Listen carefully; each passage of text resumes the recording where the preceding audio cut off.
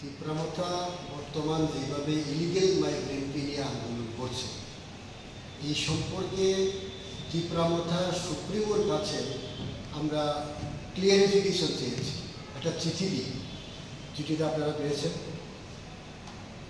যে illegal migrant বলে যে আন্দোলনটা চলছে, এটার কাট অফ মার্কস আর কাট অফ ডেট কোনটা, কোন ডেটটাকে নিয়ে তোমরা আন্দোলন করছো, এটাকে ক্লিয়ারিফিকেশনের জন্য আমরা মহারাজ প্রদ্যুৎ কিশোর বর্মনের কাছে একটা চিঠি দিয়েছি, মেইলও করেছি। মেইল পাওয়ার সাথে সাথে উনি 5:38 আমাকে ফোন করে বলল যে আমরা 1971 সালে 25 মার্চ এটাকে বৃত্তি বছর হিসাবে আমরা কাজ করছি। তো আমি জিজ্ঞেস করলাম, এখন যে আপনারা হয়েছে করছেন বই, এমন কোনো তো ঘটনা নেই।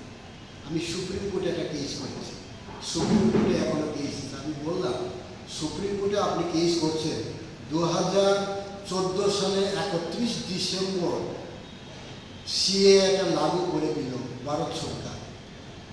তা আপনারা এখন এইটাকে ইলিগাল মাইগ্রেন্ট বলবেন না কোনটাকে ইলিগাল মাইগ্রেন্ট বলবেন? না, আমরা কেস করেছি। কেস করলে তো হবে না। তো এইটা নিয়ে আমার সাথে কথা হয়েছে, আমি ক্লিয়ার করেছি। তো তিপ্রামথা নামক যে দলটা আছে, এই দলের প্রথম দাবি হচ্ছে গ্রেটার ত্রিপুরাল্যান্ড। তারপরে বলল নো কম্প্রোমাইজ, কম্প্রোমাইজই করবে না। কিন্তু যশবন্ত প্যালেস, এই যশবন্ত প্যালেস নিয়ে তারা আন্দোলন করেছিল। এটা রাষ্ট্রপতি দ্রৌপদী মুর্মুজি এসে এখানে মহারাজ বীর বিক্রমের নামে একটা কি বলে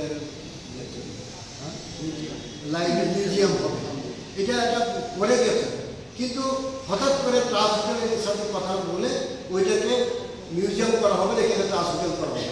এটা নিয়ে তারা কিন্তু আন্দোলন করেছিল, নো কম্প্রোমাইজ বললো, কিন্তু কম্প্রোমাইজ করে দিল। এখানে 200 জন চাকরি হবে, তারপরে 200 সাল ঠিক টাকা পাবে এডিসিকে। তো এইটা আমি জানতে চাই যে এইভাবে চুক্তি না হলে কি এডিসিকে টাকা দেবে না? বিভিন্ন হোটেল, বিভিন্ন সংস্থার সাথে চুক্তি করে কি আমাকে এডিসিকে টাকা পেতে হবে? আমাদের প্রশ্ন। আর তারপরে আবার বললো কুছ না কুছ দিল্লি জানা পড়েগা। রোমান স্ক্রিপ্ট নিয়ে কত হইচই করলো, রাষ্ট্রপতি ইন্ডিপেন্ডেন্ট রাষ্ট্রপতি করলো, কিন্তু এখানেও হইচই করার সাথে সাথে নো কম্প্রোমাইজ জায়গায় কম্প্রোমাইজ করে দিল।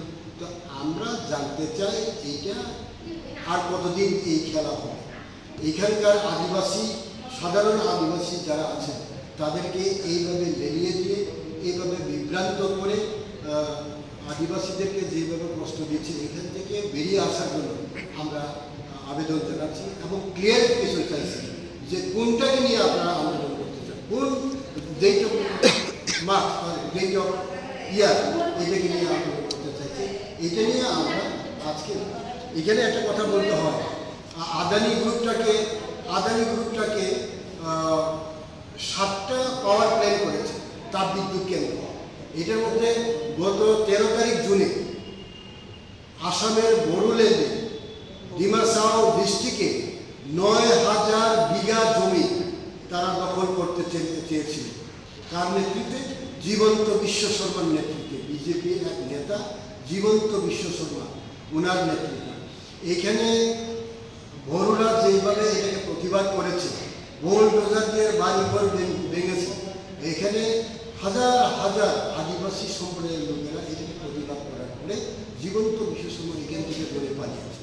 তো এইভাবে ঝাড়খণ্ডে 3 বছর আগে করেছিল, এটাও এখন পর্যন্ত তারা 8,000 চাকরি দেওয়ার কথা, কিন্তু এই চাকরি এখনো হয়নি।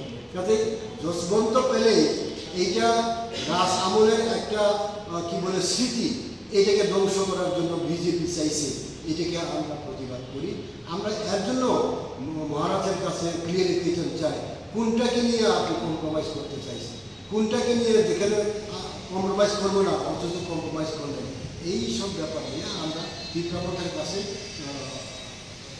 কি বলে ক্লিয়ারিফিকেশন চাইছি এবং রাজ্যের আদিবাসী জনগোষ্ঠীর সামনে আমরা আবেদন জানাচ্ছি, রাজ্যের কংগ্রেস এবং কেন্দ্রের কংগ্রেস ছাড়া এখানকার আদিবাসীদের বাঁচার কোনো উপায় নেই।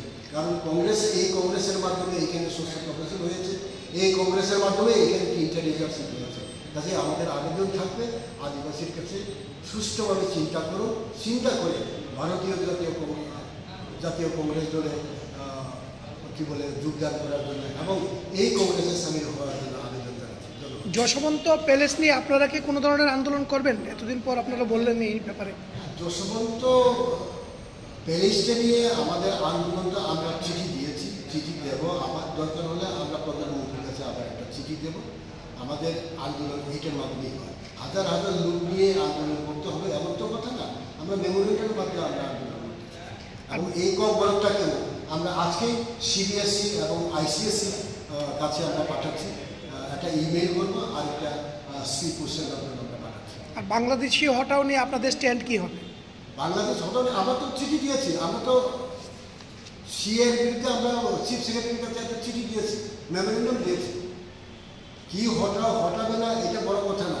আমরা আইন নিয়ে এখানে কি আইন হয়েছে এই আইনের বিরুদ্ধে এবং 1971 সালে যে রাজীব এবং মুজিবের চুক্তি হয়েছে, ইন্দিরা এবং মুজিবের চুক্তি